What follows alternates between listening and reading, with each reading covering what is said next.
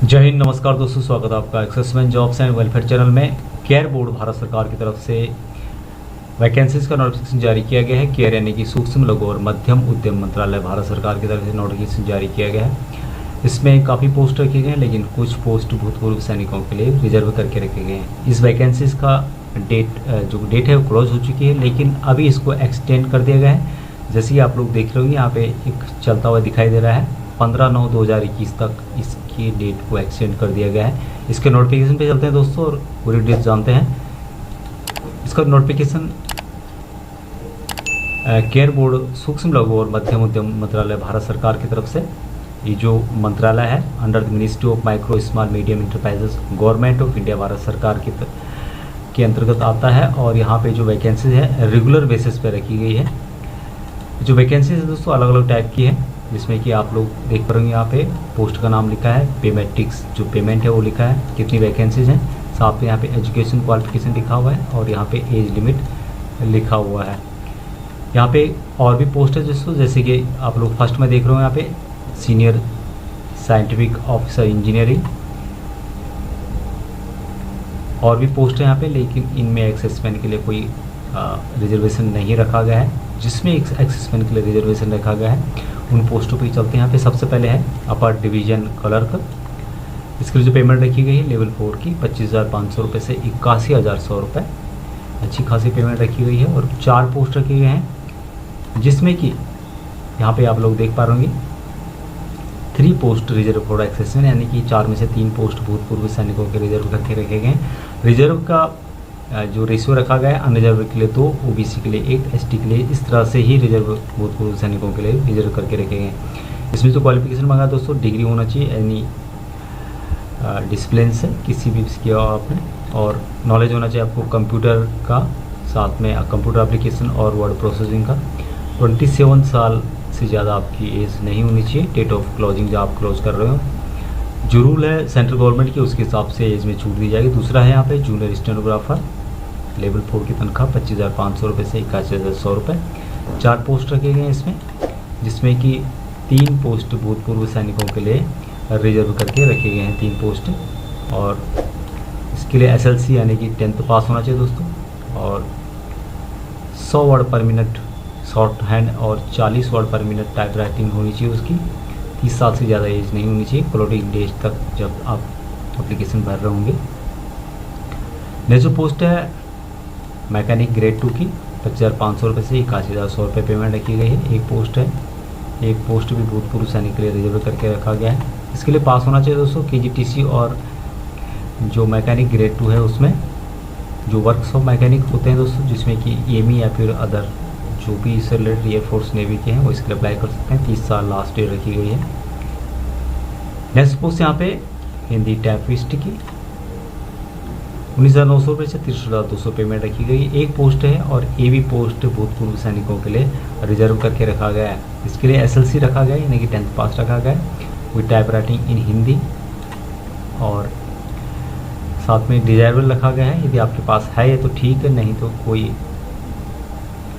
खास फर्क नहीं पड़ेगा। 30 साल लास्ट डेट यहाँ पे रखी गई है अप्लाई करने की। 30 साल के जो भी अप्लाई कर सकते हैं, भूतपूर्व सैनिकों को रिजर्वेशन दिया जाएगा, जो भी सेंट्रल गवर्नमेंट के रूल के हिसाब से। नेक्स्ट पोस्ट है सेल्समैन की है, जिसमें कि पेमेंट रखी गई 19,900 रुपये से 30,200 रुपये। 5 पोस्ट रखे गए हैं, और यहाँ पे लिखा है दोस्तों these vacancies are reserve for exservicemen. ये जो वैकेंसीज है सभी एक्सेसमैन के लिए रिजर्व करके रखी गई हैं। एसएसएलसी यानी कि 10th पास रखा गया है। बुक कीपिंग का नॉलेज होना चाहिए आपको। 30 वर्ड पर मिनट टाइप राइटिंग स्पीड होनी चाहिए आपकी इंग्लिश में। Preference will be given in the staff already working in the showroom. 30 साल से ज़्यादा एज आपकी होनी नहीं चाहिए, और भूतपूर्व सैनिकों को रिजर्वेशन दिया जाएगा, जो भी सेंट्रल गवर्नमेंट के रूल है उसके हिसाब से। नेक्स्ट जो पोस्ट है मैकेनिक ऑपरेटर की 19,900 रुपये से 30,200 रुपये पेमेंट रखी गई। एक पोस्ट है, और ये भी ओबीसी के लिए है, जो एक्सेसमैन ओबीसी हैं उनके लिए रिजर्व करके रखी गई। आईटीआई सर्टिफिकेट होना दोस्तों, जो इलेक्ट्रीशियन है और फिटर हैं वो इसके लिए अप्लाई कर सकते हैं। 35 वर्ड पर मिनट 35 ईयर तक जो भी हैं वो इसके लिए अप्लाई कर सकते हैं। पहले यहाँ पे 15/8/2021 यानी कि 15 अगस्त 2021 लास्ट डेट थी। लेकिन अभी इस डेट को बढ़ा दिया गया है, और जैसे कि आप लोग यहाँ पे देख रहे होंगे, इसको एक्सटेंड कर दिया गया है 15/9/2021 तक।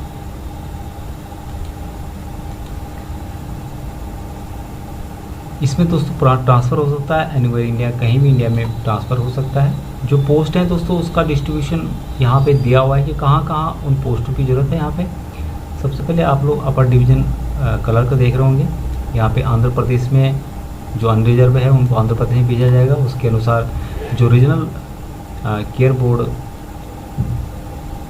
पोलाची है वहाँ पे रखा जाएगा OBC को। उसके अलावा कर्नाटक में एक बेंगलुरु है जो वहाँ पे अनरिजर्व जो है उनको उनके लिए पोस्टिंग रहेगी। इस तरह से डिस्ट्रीब्यूशन रखा गया है।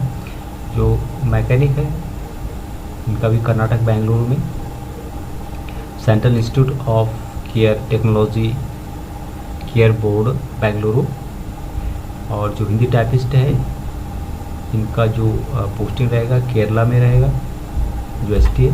Lower division clerk national care training design and centre, ये केरला में रहेगा। ये भी सेल्समैन का दोस्तों तो इनके लिए महाराष्ट्र है, आंध्र प्रदेश, उत्तर प्रदेश, बिहार, गुंटूर और कर्नाटका, यहाँ पे इनकी पोस्टिंग रहेगी।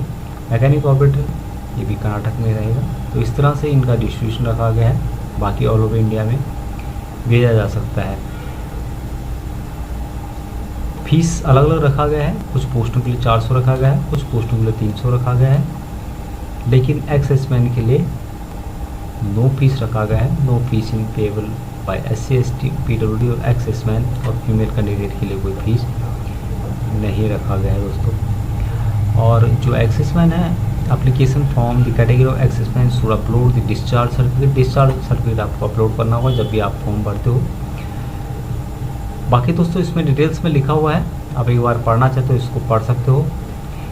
इसमें बताया गया है कि आपको इसकी ऑफिशियल वेबसाइट पे विजिट करना होगा।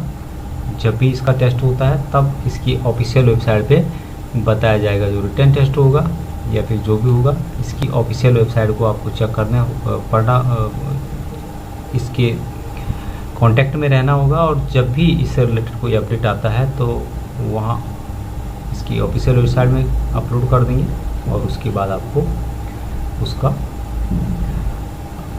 आप उसके हिसाब से टेस्ट। इसके लिए दोस्तों अप्लाई करने के लिए यहाँ पे जो 2 वेबसाइट दिखाई दे रहे हैं, दोनों इनमें से किसी में भी आप अप्लाई कर सकते हैं। www.careboard.nic.in या फिर www.careboard.gov.in के माध्यम से अप्लाई कर सकते हैं। उसके बाद जैसे आप इसको ऑफिशियल वेबसाइट को खोलेंगे तो इस तरह से आपको user login ID password create करना होगा। उसके बाद से आगे का प्रोसेस आप कर सकते हैं। यहाँ पे लिखा हुआ है न्यू कैंडिडेट रजिस्ट्रेशन, तो इस तरह से अप्लाई कर सकते हैं। आज देने के लिए आपको वहाँ पे आना पड़ेगा जहाँ भी आपका नाम रहेगा। तो दोस्तों ये जानकारी थी जो कि केयर भारत सरकार की तरफ से नोटिफिकेशन जारी किया गया। आज के लिए इतना ही। चैनल में पहली बार विजिट करना, चैनल को सब्सक्राइब कीजिएगा। अच्छा लगे तो लाइक और शेयर कीजिएगा। जय हिंद, जय भारत।